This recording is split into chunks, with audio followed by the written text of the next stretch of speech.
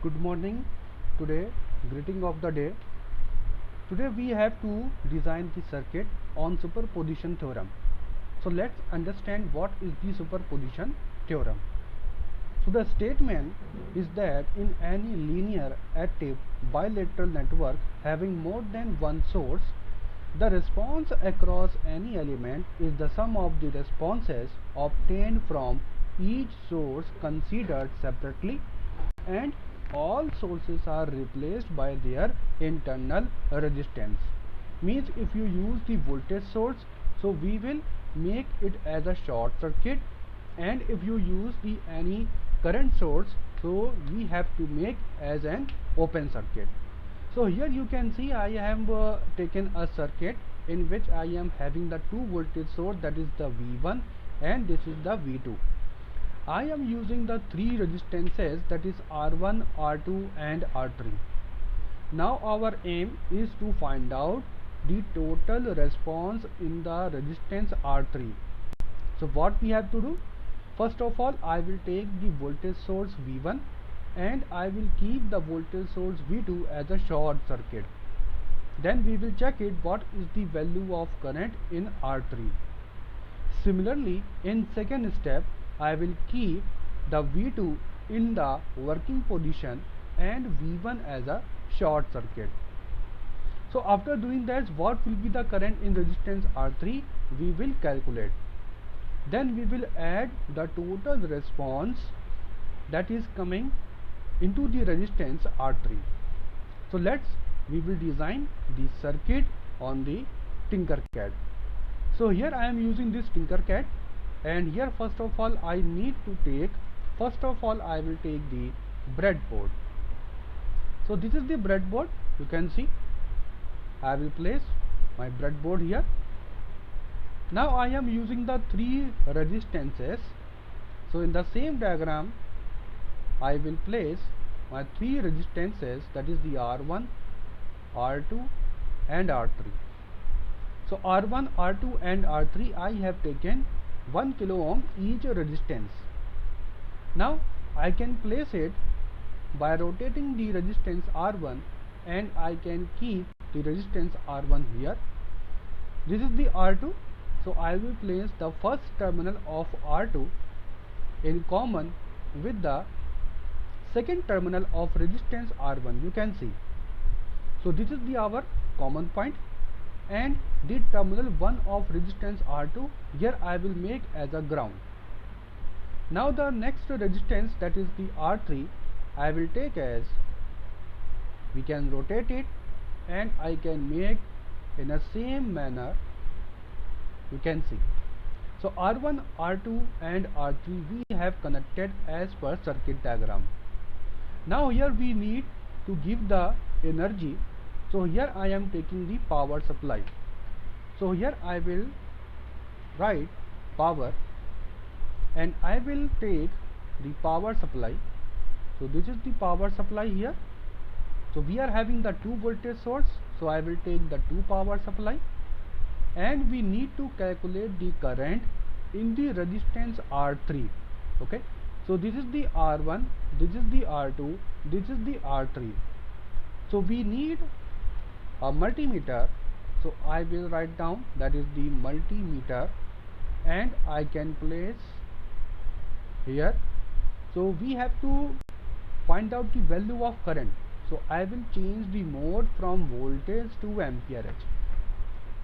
So this is my first voltage source. I have taken the 5 volt, and second one, this is my V2. So I am taking, this is the 3 volt.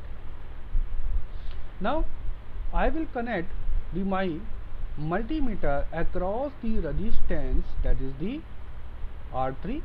So we can change the color. So positive to positive and negative to negative I can connect it. Similarly, we have to connect our voltage source as per circuit diagram. So this is our voltage source V1, and I will connect this positive terminal to the first terminal of resistance R1. So this is the R1 that I have connected, and I can change the color. This is my negative terminal. So I can connect to the ground. So this is the ground, we can check it. Okay, now next is the V2 voltage source. So the V2 voltage source, we are having the voltage that is the 3 volt, and I will connect it the positive terminal to the resistance R2. As per the circuit diagram, I will connect it. This is the negative.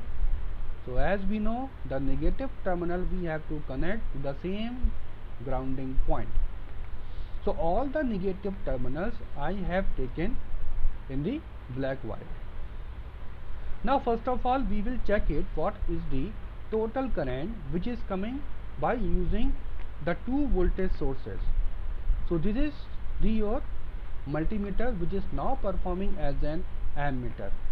So here I will simulate it.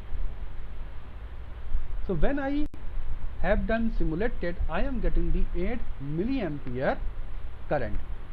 Now we will verify by taking the each voltage source. That is our aim. So first of all, I will stop this one and I will take only voltage source V1, and V2 I will keep as a short circuit. Means I have to remove this voltage source and I will keep this section as a short circuited. You can see. Okay, now let's see what is the resultant current in resistance R3. So when I simulate it, so we are getting the 5 milliampere. Means by taking the 5 voltage source, we are having the value of current that is the 5 milliampere. We can note it down, that is I dash is equal to 5 milliampere. Now similarly, I will stop simulation and I will do the same method. I will keep as a short circuited. This is the short circuited, and here I will take again the power source. So this is your power source and replace it to the short circuit. Here I will connect it. We can change the color of the wire and negative to the negative terminal. So I can take as a black color, and our values was that is the 3 volt. So by taking the 5 voltage, we are having the value that is 5 milliampere in resistance R3. Now as per the circuit diagram, our voltage V2 is 3 volt that we have fixed it. So now let's check it what is the value of current in the resistance R3 by taking the voltage source V2. So when I simulate it, so you can see we are getting the 3 milliampere. So students, we have done the verification of superposition theorem. By taking the first voltage source, we are having the 5 milliampere, and by taking the second voltage source, we are having the 3 milliampere. Okay, so total 5 plus 3, that is the 8 milliampere that we have verification of the superposition theorem. Thank you everybody. Thank you so much.